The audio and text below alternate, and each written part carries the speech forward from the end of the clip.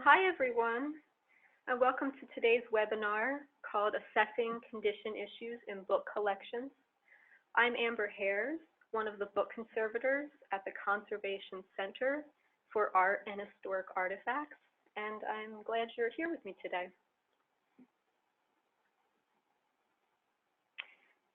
So just a bit about DHPSNY.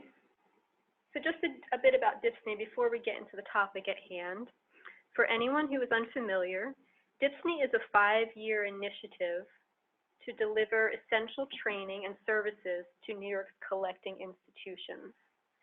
DHPSNY services include archival needs assessments, preservation and conservation surveys, guidance with strategic planning, and access to a variety of educational programs like this webinar and in-person workshops. DHPSNY is making these services available free of charge to New York-based organizations that collect, preserve, and make accessible historical records and/or library research materials.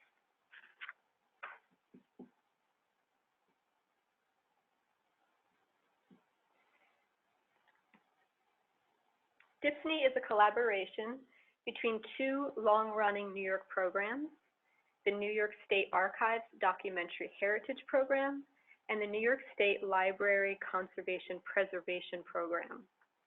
It was established in 2016 by the New York State Education Department's Office of Cultural Education to ensure consistent and comprehensive services to the vast network of organizations that safeguard New York's records and make them accessible.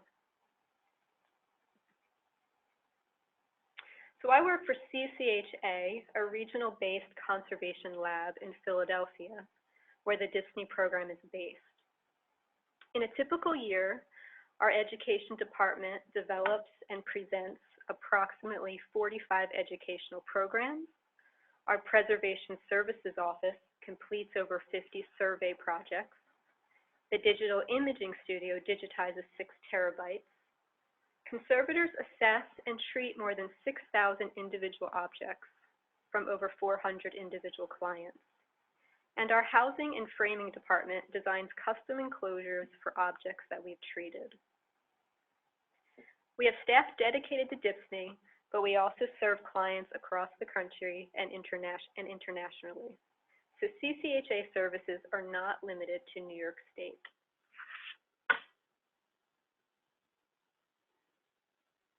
Today, I want to help you identify, understand, and prioritize condition issues that make your bound material vulnerable to further damage. A few weeks ago, DHPSNY offered a webinar that focused on recognizing and prioritizing condition issues specific to paper. There will be some content overlap here, but I will also be building off of what Senior Paper Conservator Heather Hendry presented. So you'll want to listen to that webinar if you haven't to get the full perspective, and it's available now on the DHPSNY webinar page. Before we look at common condition issues and discuss how to prioritize them, I want to lay a little groundwork which will hopefully enhance your understanding of the condition issues when we get to them. First, I want to introduce you to book structure, believing that if you have some very basic understanding of how a book comes together, it will be much easier to understand how it comes apart. I also want to briefly discuss the categories of deterioration. There will be time at the end of the presentation for some questions, so if you could just save those till the end, and then we'll get to those. So let's jump in, starting with some terminology. Every book has 2 main components.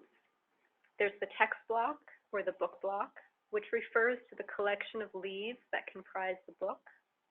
And then there's the cover, also known as the binding, which is the portion that wraps around the text block to provide protection. It also usually serves to identify what is in the text block.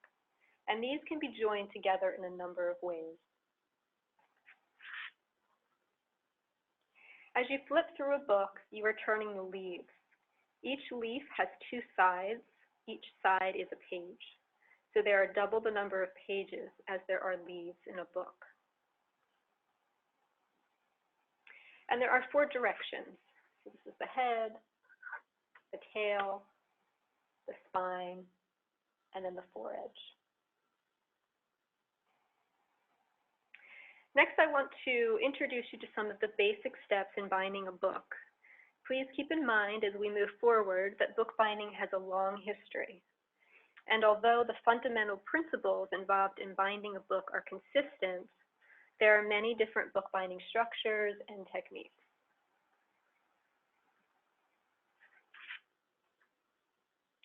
So we begin with the text. The leaves of the text block are typically made from a large sheet of paper or parchment in the case of your earliest bound books, and then folded down to the desired size. The group of leaves that a folded sheet forms is called a section, or you'll hear, or they're also called a signature or a gathering. These folded and uneven edges are usually trimmed at some point during the binding process. After all of the sheets of a book are folded down and assembled, end leaves, also known as end papers or end sheets, are added to the front and back of the text block. These sheets of folded paper serve to help protect the text block and attach it to the book cover.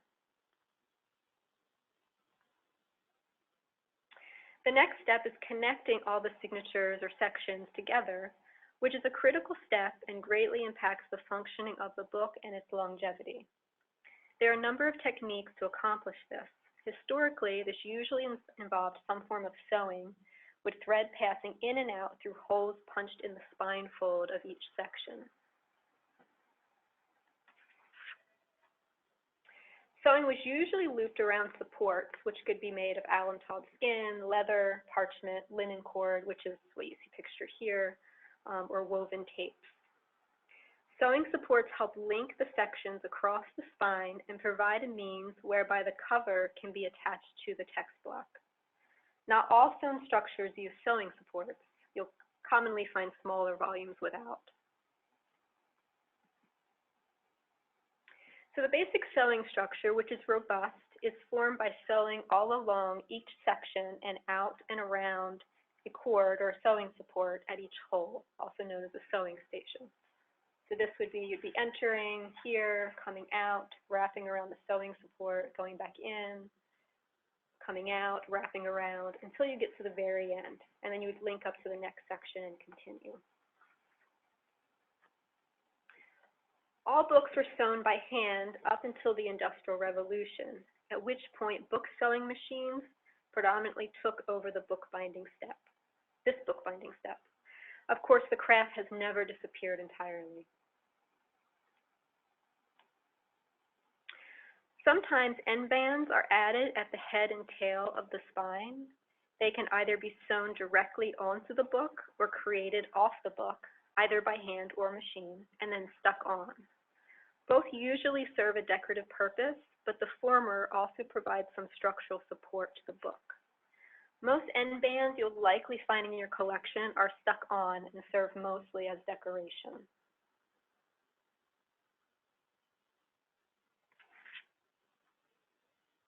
After the text block is sewn, a few things happen at the spine to give it its shape and to increase the integrity of the text block. One of those steps is coating the spine with adhesive to attach the sections together. You can see here how the adhesive coating closes up the gaps between the sections.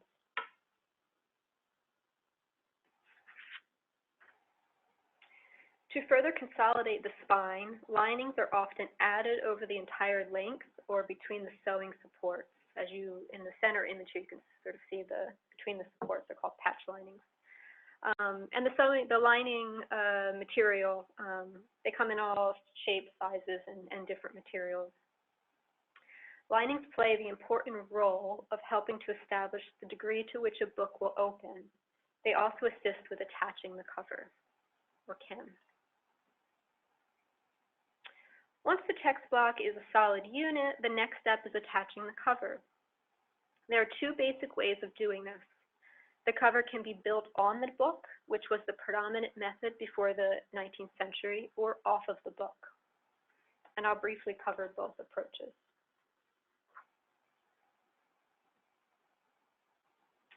Starting with building the cover on the text block, the boards can be attached by adhering the sewing supports to the face of the boards or by lacing them through the boards. Here's a picture of the laced-on structure pictured from the interior.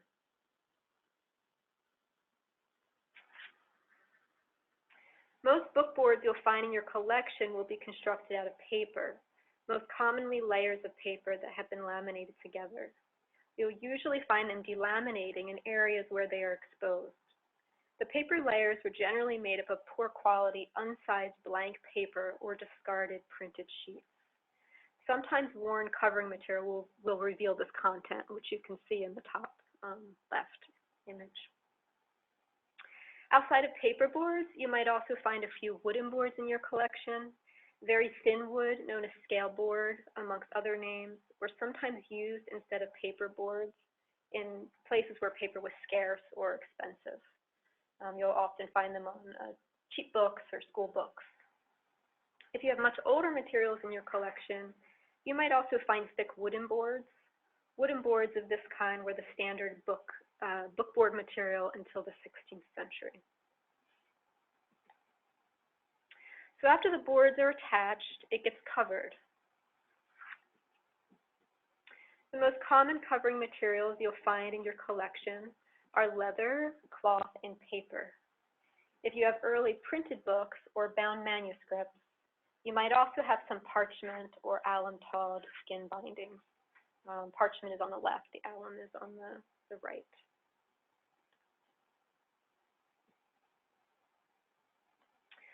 Books can be bound entirely by one material or partially, which you see pictured here.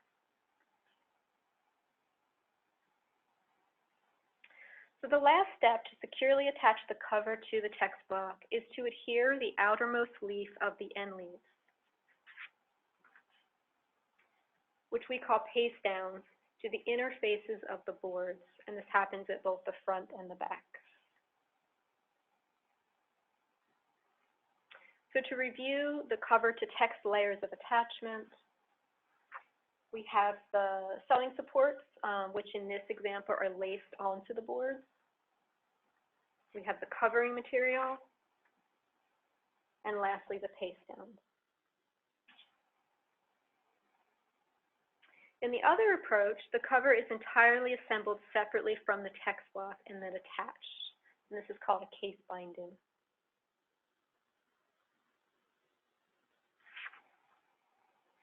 The text block is positioned in the cover, and then the sewing supports are adhered to the insides of the board. The extended portion of the spine lining is then adhered on top. And then lastly, the paste down, the outermost end leaf, is adhered at the front and the back. There are a few more parts of a book anatomy that I want to mention, as I will be referring to them when we look at condition issues. The first are the two junctures where the book flexes the most during use, so are often the first places to show wear. The material covering the gap between the spine of the book and the board on the exterior is called the joint. At the interior, it is called the hinge. This top portion of the binding at the spine is called the Endcap, and there's also an Endcap at the tail.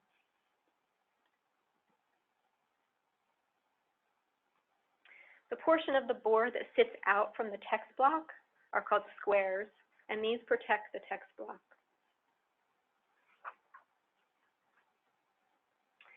So if you've never bound a book before, congratulations, you now have a virtual model under your belt. If you have bound a book of this nature before, you well know that it requires much, much more time, that bookbinding is a time-consuming endeavor. Throughout history, binders would employ different shortcuts to help speed things along, especially on less important works. But as the demand for books increased over the centuries, more corners were cut and more frequently, so books could be made faster and cheaper. This often meant using either inferior materials or compromising the integrity of the structure. So to give you just a few examples, there's many, but these are just a few I'll note here. So to speed up the binding process, some or all sewing supports might be cut off at the shoulder to shave off some time. Sewing shortcuts are common, as it is one of the most time-consuming steps to binding a book. So for example, instead of sewing one section at a time, as I just showed you, binders would sew 2 sections or more at once. Abbreviated sewing like this is twice as fast, but does produce a weaker text block. Pictured here on the left are even more simplified sewing methods that could be quickly executed, but are not durable methods. Stabbed and stitched bindings pass through the spine margin rather than the spine fold. They often cause the leaves to break along this stab and stitching line where it has to flex, and this can commonly result in detached leaves unless you have a very flexible paper. Adhesive bindings, a prevalent modern binding style, does away with sewing altogether. The single leaves are held together with adhesive only, and we've all seen how these fall apart. In addition to shortcuts, there's also the issue of quality of the materials used. Advances during the Industrial Revolution, such as new equipment, chemicals, and raw material, also contributed to making books more abundant and inexpensive, but they also contributed to producing a less durable, long-lasting product. Paper is the prime example, as its quality is a fundamental determinant of how well a book will survive over time. And for the sake of time, it's the only example that I will mention at this point. Before the 19th century, paper was handmade from rags made of linen, cotton, or other similar fibers and sized with gelatin. Different rags would produce different quality of paper, but quality overall was good because these are all strong and stable vegetable fibers. In addition, the way the paper was formed and pressed created a web-like formation of the long fibers, which contributed to the paper's strength. In response to both the demand for paper and the shortages at hand, ground wood pulp began to be used as a substitute for rags.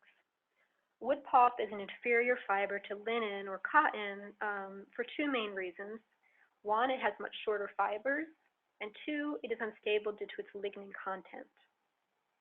And lignin, cellulose builds the cell walls of plants, and lignin is essentially responsible for gluing those cells together, which is what makes trees rigid.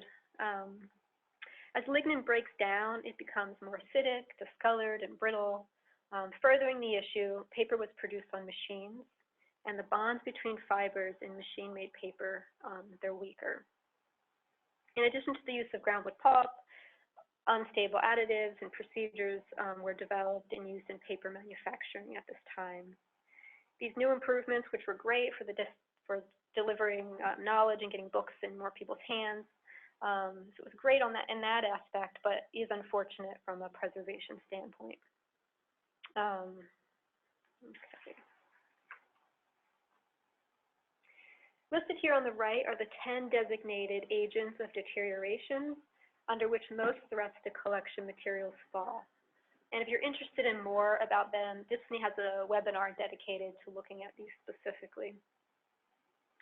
All bound material are subject to the effects of external factors such as handling, light, climate, and pollutants. But some bound objects will be more vulnerable to deterioration from the moment they are made because of weak structures or from forces present within the materials themselves, like wood pulp paper.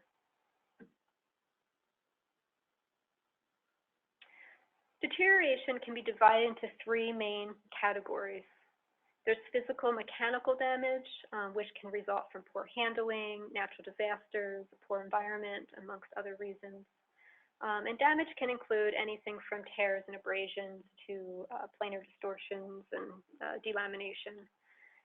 Chemical change, which is a form of deterioration that arises from chemical reactions that occur in collection materials in response to external factors such as light, and pollutants and relative humidity. And it can include such conditions as staining, discoloration, degraded adhesive, or deteriorated media. And then biological decay is caused by living creatures, notably mold and insects. And each of these can open pathways for other types of deterioration to occur.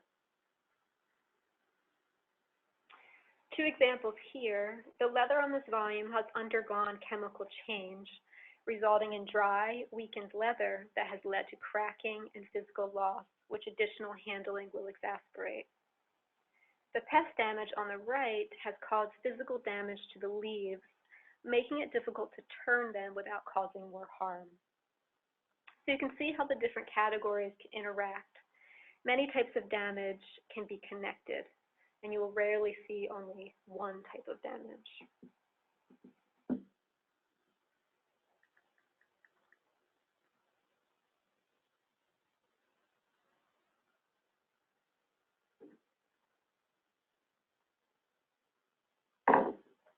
Sorry, okay. Now I want to pivot and talk about prioritizing condition issues, and then look at common types of damage and deterioration you will find in your collection. Identifying collection materials that have condition issues is a key component to keeping your collection safe, accessible, and in good condition. Of course, recognizing and identifying the issues is only one part of the battle, because no institution has the resources to meet every preservation or conservation need. Choices have to be made, so setting priorities is a necessity. Just to make a note, our workshops in general may present the ultimate goals and best practices, but don't be discouraged by an unattainable ideal. We all know that it is not always possible to reach those standards. Understanding the ideal situation allows us to know what direction we are working towards. My job today is to guide you toward understanding your collection's needs and priorities so that you can more confidently know where to place your attention and resources, and pass on this knowledge ideally to others who are in contact with your collection materials.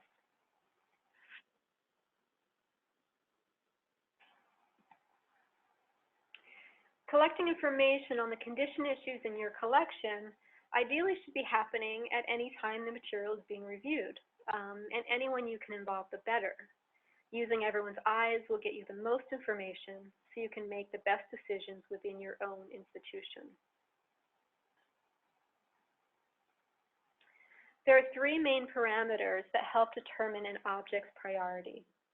Its relevance to your institution's mission, how frequently it is used, and its condition.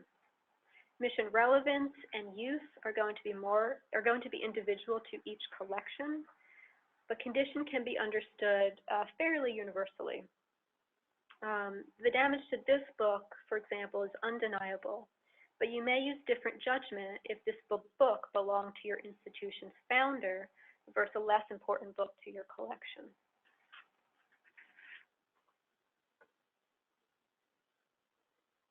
Assigning preservation priorities is integral to effective collections management and preservation planning by focusing time, effort, and funding to care for and improving accessibility of the collection. Grant applications will also be much more effective when preservation problems are already documented. Conservation treatment needs based on condition alone can be prioritized as urgent, high, moderate, low, and none.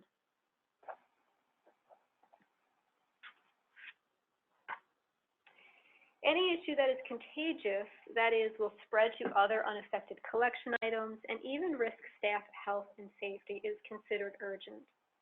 This category will always be the highest priority, requiring immediate attention.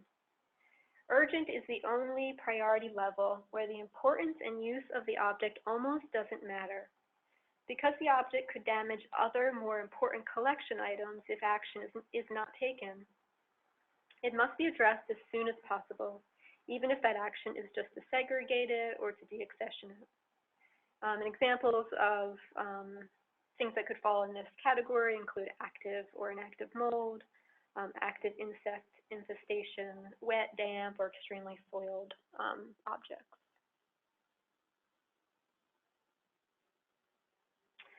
Books that are actively in danger of losing information if they are handled should be next in line for conservation treatment.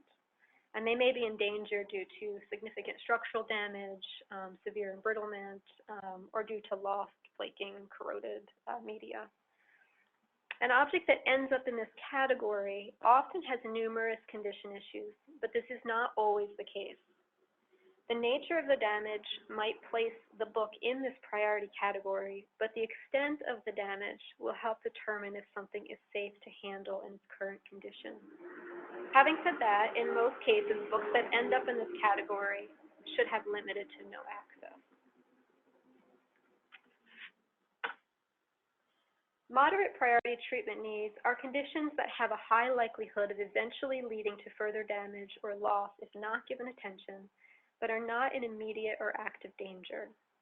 Condition issues could include minor splits and text blocks, which we're going to talk further about as we move along.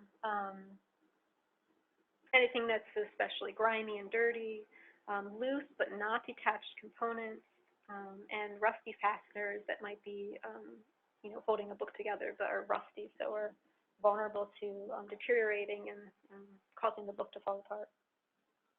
Materials with moderate condition issues can be handled with moderate supervision and explicit instruction about their condition issues.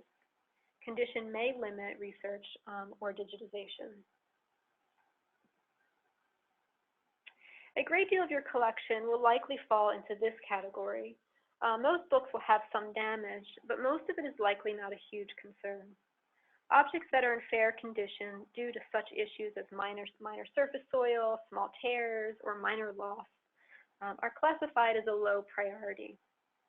The conditions of the objects in this category could potentially worsen with handling, but for the most part, the material is secure and stable and can be safely accessed without a great degree of explanation or supervision.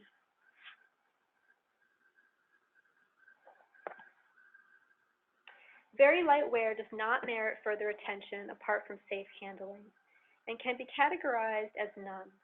These can include minor abrasion to covering material or slight distortion to the corners and or board edges. These issues do not put the book at risk for further handling, and there is little that can or should reasonably be done to correct these minor cosmetic issues.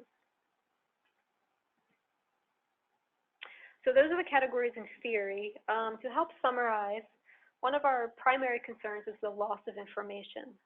So the more at risk the object is to loss, the higher we prioritize it for treatment. The extent of a leaf tear and its distance to text areas is a great way to illustrate this.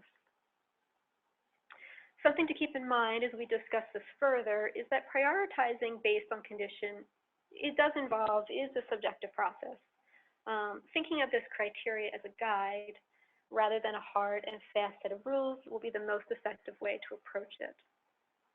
Also, do keep in mind that you'll develop perspective and an eye for degrees of severity the more prioritizing you do.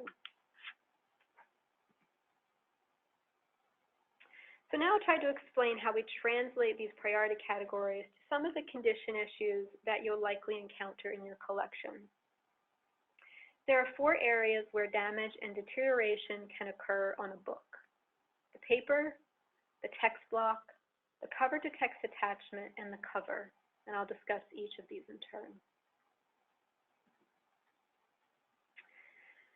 As I mentioned at the start, this presentation is built off of the recent DHPSNY webinar that focuses on recognizing and prioritizing condition issues specific to paper. So apart from 2 additional comments, I'm going to skip this section and recommend you listen to Heather Hendry's talk to get the full perspective. And you can find it on the DHPSNY website, which is, you can follow this link. It looks like Marissa's also including some links in the chat.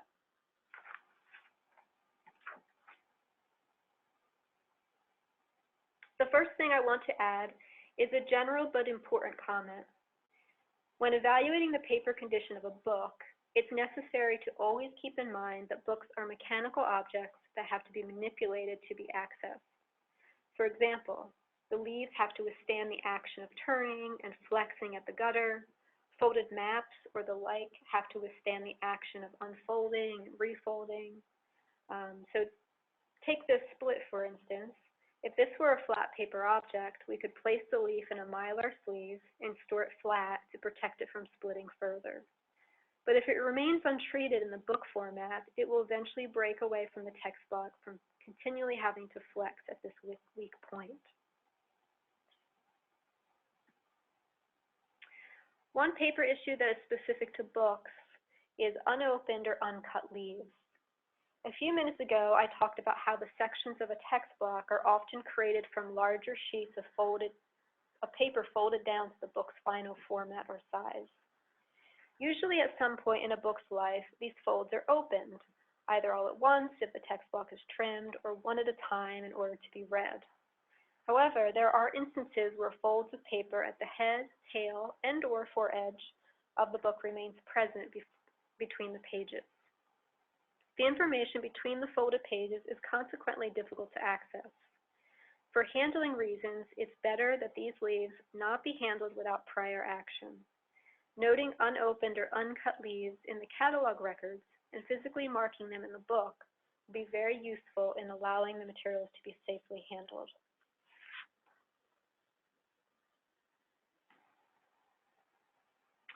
Moving on to the next area of concern, the text block. As we discussed earlier, there are three elements that generally hold a text block together. There's the sewing, the adhesive, and the lining.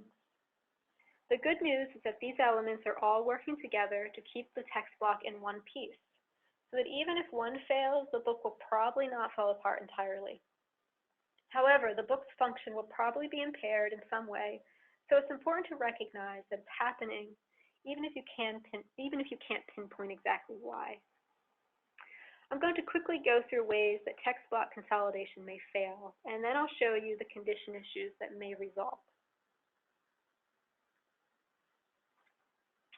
So it's possible for the sewing thread to break. You can sometimes see this from the inside of the book. It's also possible for the sewing supports to be broken, weak, or frayed in one or more places over the thickness of the text block, or to be missing altogether. The adhesive that was put on the spine can lose its tack over time and become brittle, and may crack or wear off of the spine of the text block. You can see here on the right where gaps have formed, where the adhesive has deteriorated between the sections.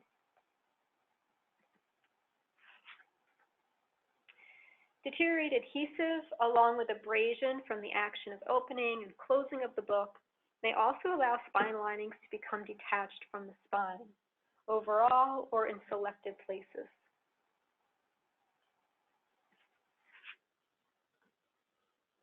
Even if the spine lining remains fully present, the lining material itself may fail or cause issues with the book's action.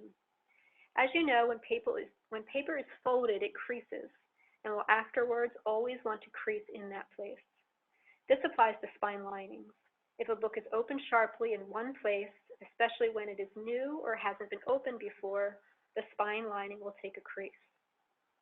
This leads to the most minor of the text block consolidation issues, known as a preferential opening.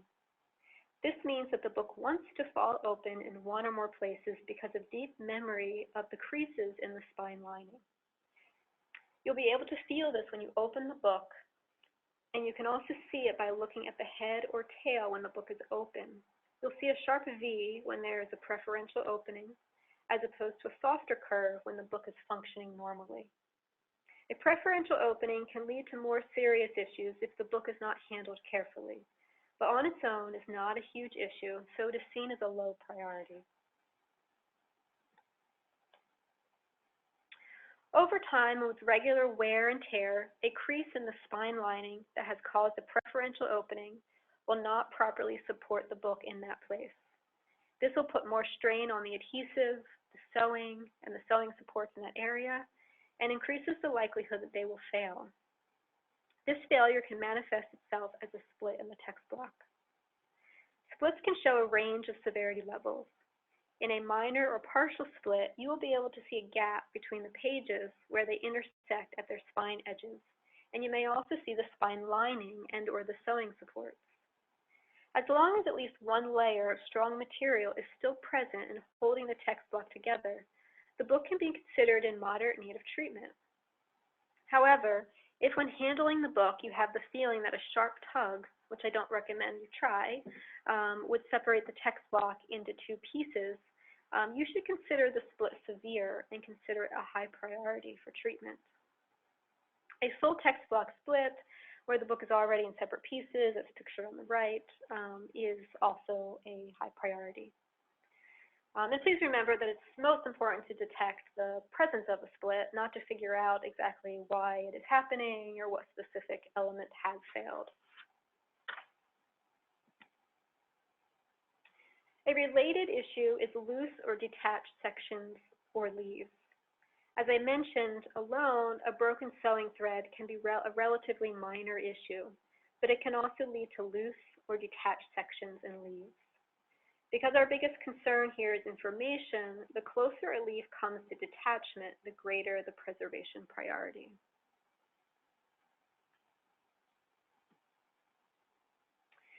In addition to being weak and susceptible to splitting, linings can also be too strong.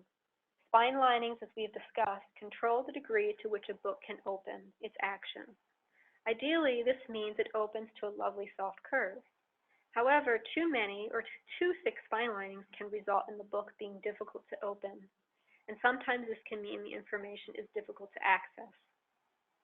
This is a problem that you will encounter in many books in textbook collections that have been rebound, as the library bindings are meant to stand up to heavy use. Short of rebinding yet again, there is little to be done about this problem, but special care should be exercised in handling.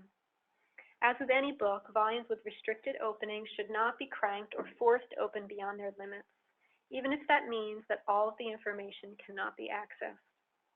Volumes with restricted openings can be flagged to alert staff and patrons to their limitations and handling needs. And cradles should be used here and should be used in general to protect and support the safe openings of all books.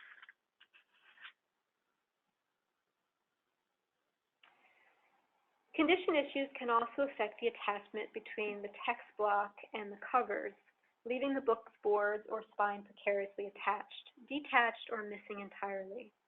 This kind of failure can happen because of the inherent weaknesses of the materials used, because of heavy or improper handling, and also because of a major design flaw in book structure. Before I show you attachment issues, let's quickly review the common layers of attachment.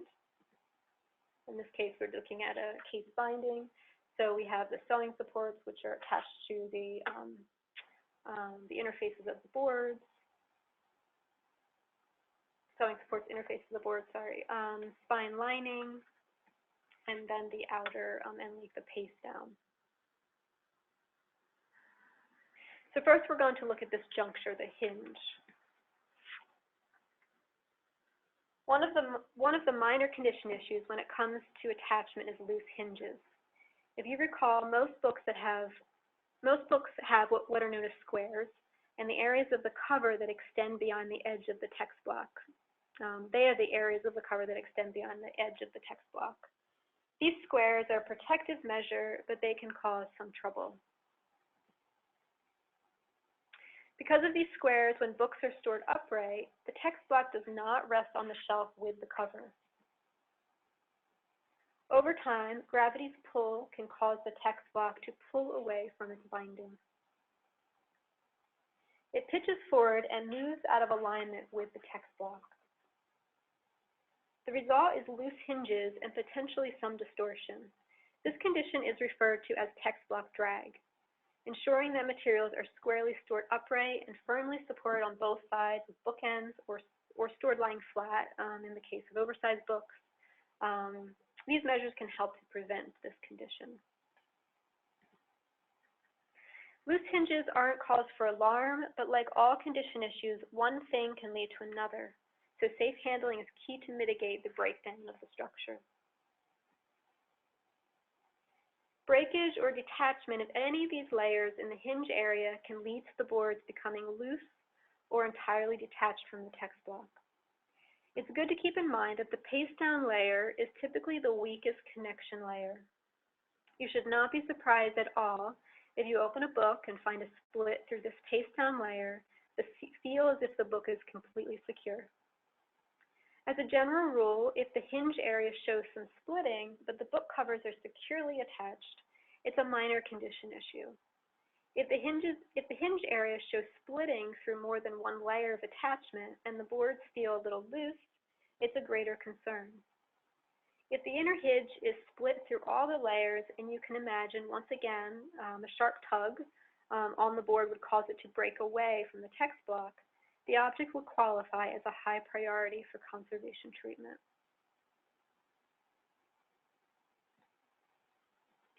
Even if the boards remain securely attached to the text block, the spine piece can become detached from the text block independently. This happens due to weakening of the covering material in the joint, which can be caused by handling or abrasion, or because the covering material is inherently weak and brittle, or brittle. In either case, one or both exterior joints may become weakened and begin to split, leaving the spine material at risk for future detachment. And this is a moderate offense. If the exterior joint material breaks off entirely, leaving an entire spine or portions of it detached or flapping in the breeze, it remains a moderate offense if there's no information on the spine.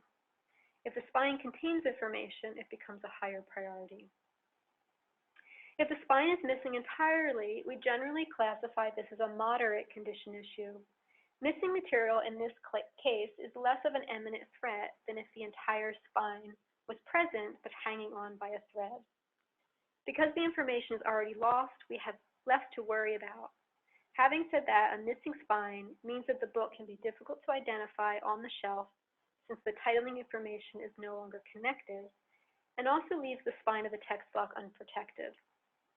A protective enclosure would help address both of these concerns. If any precariously attached or detached portions of the spine contain information, they then jump up to a higher priority. Whether or not a cover is securely attached to the text block, the cover itself can develop issues over the board and the spine. Endcaps on books stored upright are a common place to find damage, as people tend to use them to pull books from the shelf, which is not the correct way to retrieve a book. Although the caps do protect the head and tail of the text block spine and the end bands if the book has them, damage to them does not usually affect the book's ability to function. End caps that are bumped a bit, show minor abrasion, and or have a small amount of material loss are aesthetic concerns only, so they do not need conservation treatment in this state. If an end cap has tears, losses, or is missing, it bumps up to a low priority, as the damage can invite additional damage.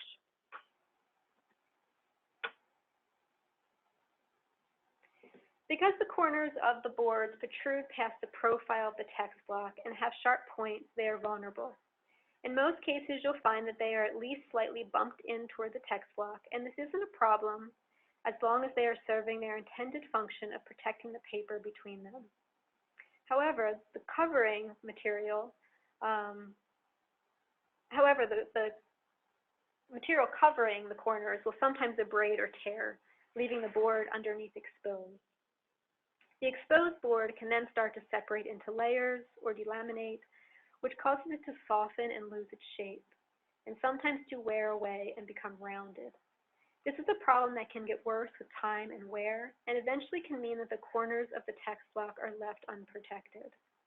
If the covering material is torn or has losses that let you see the corners of the board edges, this can be insignificant or all the way around the board edges. It is considered a low priority. If a corner has a loss that leaves the text block unprotected, it jumps to a high priority, as this can be a serious problem during shelving and handling.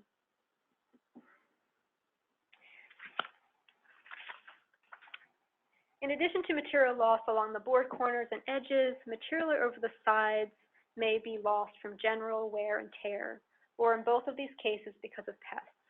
If the text block is still being protected by the boards, these losses are usually a low priority, if anything. Stains can be of many varieties and appearances. Stains can be disfiguring, but are not a preservation concern. Treating stains on book covers presents a lot of challenges. There are occasions when they can be removed, reduced, or masked through conservation treatment, so may be a priority if you want some aesthetic improvement, particularly prior to exhibition. Having said that, stains can be evidence of a book's history, like the food splatters on the cover of this cookbook, and should be respected for that reason. Despite their best intentions, in some cases, past custodians of your collection may have done more harm than good when attempting to care for them. Tape comes in many varieties and can involve many combinations of carriers and adhesives, and can cause all sorts of different damage. We generally consider it a moderate priority. If you find any sticky adhesive, I would make that a higher priority. And I'll take this moment to say that tape is never a good idea on books or covers. Book leaves or covers, even those marked as archival, are not recommended.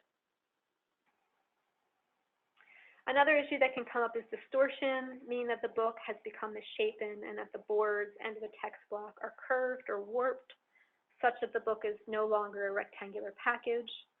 This can present shelving and housing challenges, but otherwise they are a low priority unless there are other issues present. Leather can dry out and become brittle. Red rot is a condition in which the leather becomes red, powdery, and weak. It is commonly found on vegetable tanned leathers from the 19th to the early to mid-20th century. While it is not completely understood, it is considered in large part the action of strong acids that are inherent to the leather due to manufacturing processes. It can also result from the exposure to pollutants in the atmosphere. The rusty colored residue can transfer on other surfaces that it comes in contact with, from your hands to the tables to material that's adjacent to the red rot material. Books with red rot usually fall in the moderate priority category. Ideally, red rot should be treated by a conservator, but boxing is a good alternative to isolate the messy residue. Live pests or evidence of their recent presence on an object is an urgent matter. The affected material should be isolated from the collection and wrapped in a sealed plastic bag. Live pests are generally a sign of a bigger problem. Mold is always an urgent matter and is usually indicative of a larger problem. Active mold is especially troubling as it can spread to other collection materials. But inactive mold is also urgent, as it too is a health hazard, can easily be transferred to adjacent books and other surfaces, and can become active again if the conditions are right. And you'll find another great DHPSNY webinar focused on mold in their archive. Leather bloom is not mold, though it's often mistaken for mold. It is a waxy substance that seems to have a crystalline shape when viewed closely, as opposed to mold, which is more feathery or fibrous. Leather bloom is disfiguring and is a handling issue, but is not a health risk. It appears when soluble fats from the leather rise to the surface and solidify, and is usually found on leather bindings that have been oiled or dressed in the past. And I'll also take this moment to say that leather dressings are not recommended as they tend to speed up the leather deterioration. Finally, to wrap up cover issues, missing boards, unlike missing spines, are a high conservation priority. If the boards are missing, the text block is not supported or protected, so it is especially vulnerable to physical distortion and other damage during shelving and handling. Significant losses that leave some portion of the text block unprotected are also a high priority. This would also include housing, like this pamphlet binder pictured here on the right, where it's no longer serving its purpose. So to review some of the issues that we've discussed in terms of priority levels, urgent items are items that are in danger to other collection items or to people's health. High priority items are a current and ongoing danger to themselves. They will continue to lose information if they are not addressed. Sometimes an improved housing can take an object out of a high priority, like placing a book with missing covers into a custom clamshell box that can provide the protection and support it needs. Medium priority items do need intervention as they will deteriorate over time, but their needs are not as immediate. Low priority items could potentially worsen with handling, but for the most part are not a preservation concern, but may be considered for conservation based on their use and mission importance. It's perfectly reasonable to defer maintenance on low priority items. The bulk of any collection's needs will normally be categorized as moderate, low, or none, and the distribution will vary here. But in general, many of these items need proper housing and handling more than conservation. So once you've established the condition priority, you can combine that knowledge with the object's use and mission relevance, and then you'll be on your way. These are the building blocks that will help you create a solid preservation plan. Okay, so thanks for listening. And now, looks like I went over just slightly, but now I'll do my best to answer any questions that you might have.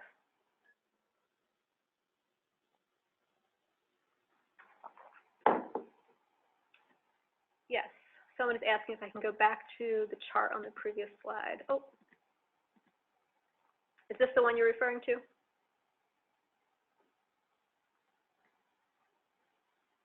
Great.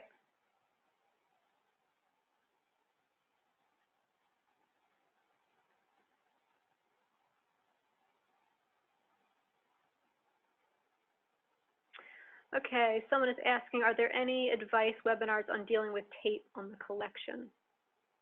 I don't know of any webinars specifically about objects that are affected by tape. Heather, mentions the tape on paper as well. I mean,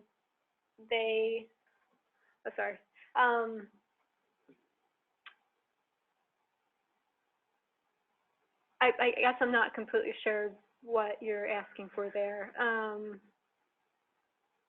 I mean, tape causes all sorts of different damage and cause translucency. I mean, one of the biggest concerns is it can shrink, and so then sticky adhesive becomes present, and then it can stick on facing objects, and that's when it kind of falls in a higher priority. Sorry, I'm not doing a great job of answering that. Another question, can you talk about ways to distinguish mold and leather bloom? What measures should be taken when one discovers leather bloom in the collection? Yeah, so they sort of have a distinct appearance.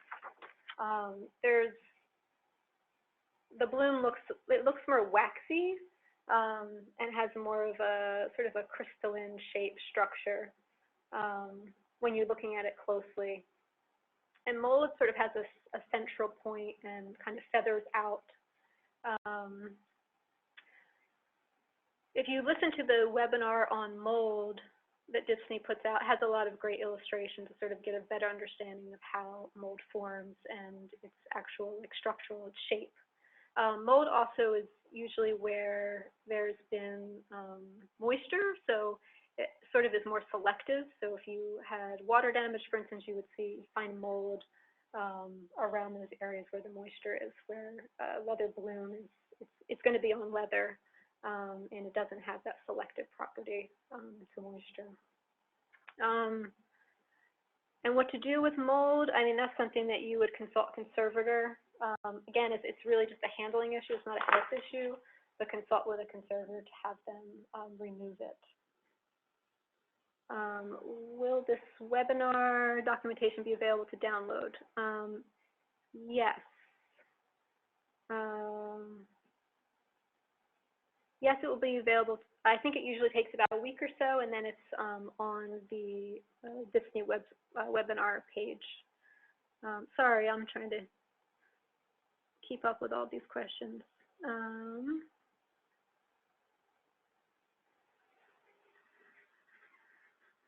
What are books that were in a fire and and edges were singed. What about books that are in fire? Yeah, so books that have been affected by fire are definitely really fragile and brittle on the edges. So if you listen to Heather, she talks more specifically about, paper, the issue specific to paper, but it becomes a serious handling issue. If it's a book, then yeah, there's an issue with having those pages flex. If it's a flat paper, there's some storage solutions that will help from keeping that material from having to flex and keep it in one condition or keeping it from crumbling further. There's also some mending techniques that we can do in conservation to sort of help secure those.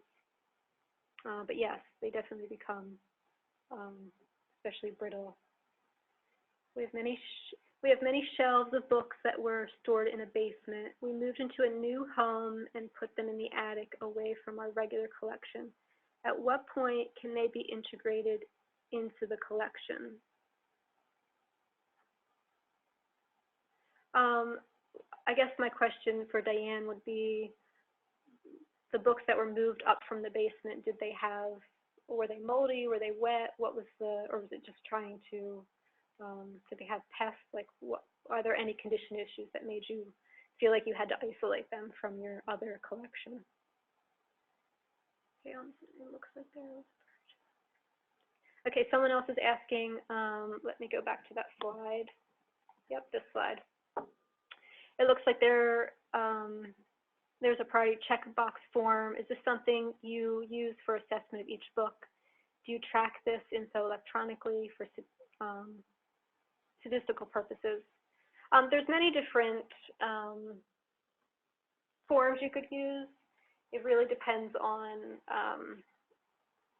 there's different checklists you can use, and as different categories might be more appropriate and suitable for different collections, and also depending on your maybe even time, the amount of time you have dedicated. So this is something you could use where you're just kind of making a quick assessment of like what category it falls in.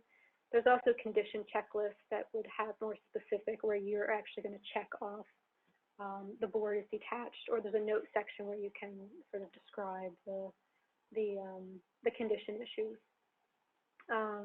But this one is nice because it does sort of give you that full picture of how all these different priorities work together.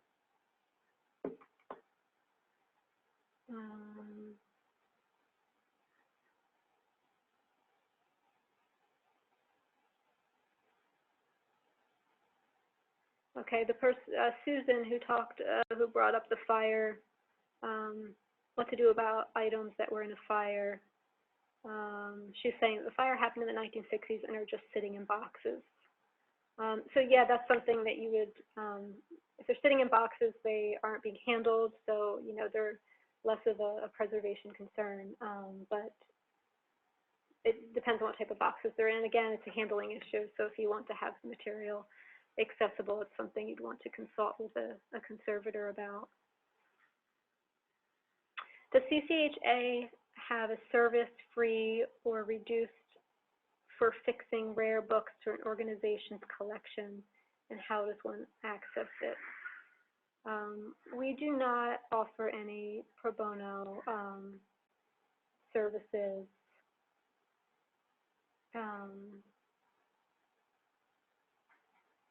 Yeah, sorry. Is it preferable to store books upright on flat? Is it preferable to store books upright? I think I'm understanding your question, or flat. It's preferable, anything that's oversized, you definitely want to store flat. And if it's oversized material, you want to store it where it's on shelves that are accessible, so you don't have to really reach really high. And you'll want to store those, maybe like 3 high again. So it's just handling, so it doesn't take a lot of effort to get those books from the shelves. If they're stored upright for most volumes, that's fine. Again, if they're not oversized or overly heavy, because if they're a sort of maybe not a tall volume, but really fat gravity can kind of just cause it to pitch forward if it's on the shelf. So, so yeah, anything that's oversized or heavy, I would store flat. If it's storing upright, you just want to make sure it's fully supported. So it's supported by bookends, supported by the furniture that it's on, and even the neighboring books. If books are shelved, sort of similar size, their neighboring books can help provide them with sort of support.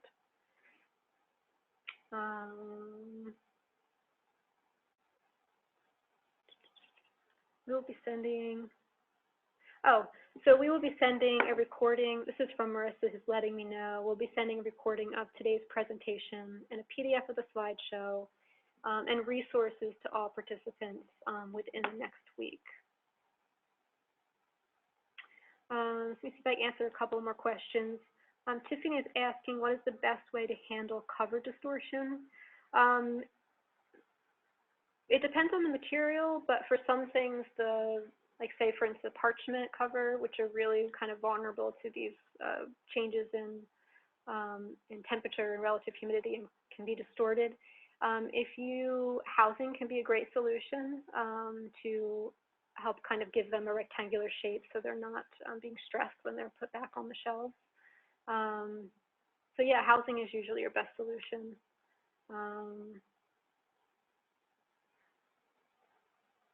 If you have, I'm thinking of just like smaller volumes of pamphlets or even like magazines and stuff, anything like that, if they're distorted, they're flexible enough that you can kind of just like resituate them and put them in a straight position. If you were to put them in like a pamphlet folder or upright document box, and just make sure you have spacers and everything that's kind of keeping the material upright.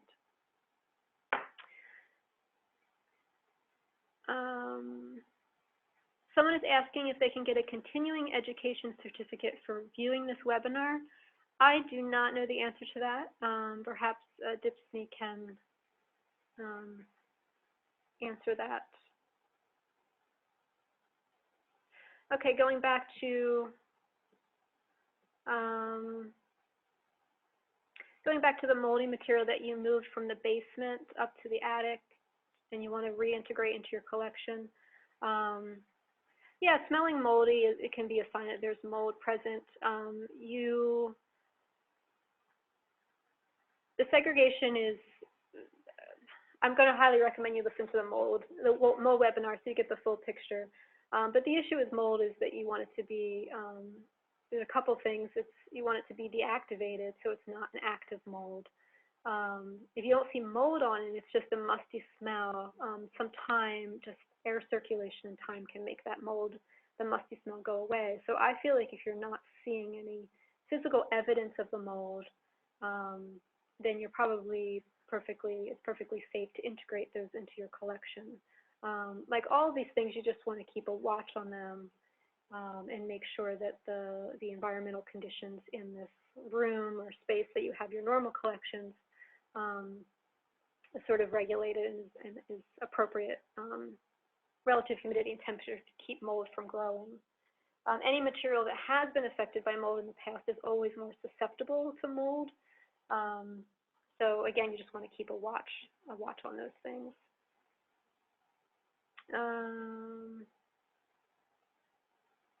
Oh, thanks Amanda for the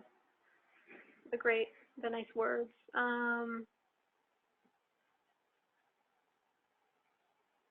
Someone is asking if we're using any methods for an early diagnostic of the molds.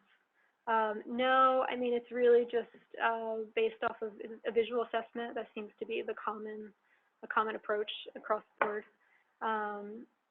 But yes, a moldy smell immediately any sort of musty smell can give you a sense that there might be something happening in the collection. Visual assessment, if there's any water or any sort of moisture on walls that are near collection materials, any sort of evidence like that, you definitely want to like poke around and see. But different materials are more susceptible to mold. But yes, an odor is a great way to get a sense.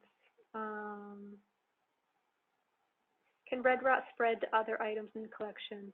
It can spread because it's messy. So if it's facing the books that it's facing or the shelf that it's on. It can sort of transfer its residue, but it doesn't it's not like mold. It doesn't sort of spread and cause red rot in throughout the collection.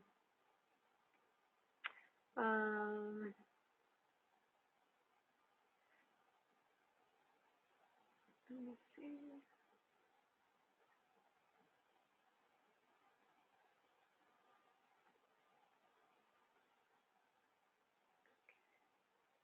Thanks, Diane. Okay, I hope I've answered all the questions. If I haven't, please feel free to reach out to me. Let me just go to my last. Yeah, please feel free to reach out to me. My contact information is on this slide here. You can also reach out to DHPSNY. And please do listen to the webinar on issues specific to paper. That'll really, it's kind of necessary to get the full picture here if you're trying to assess the condition of books.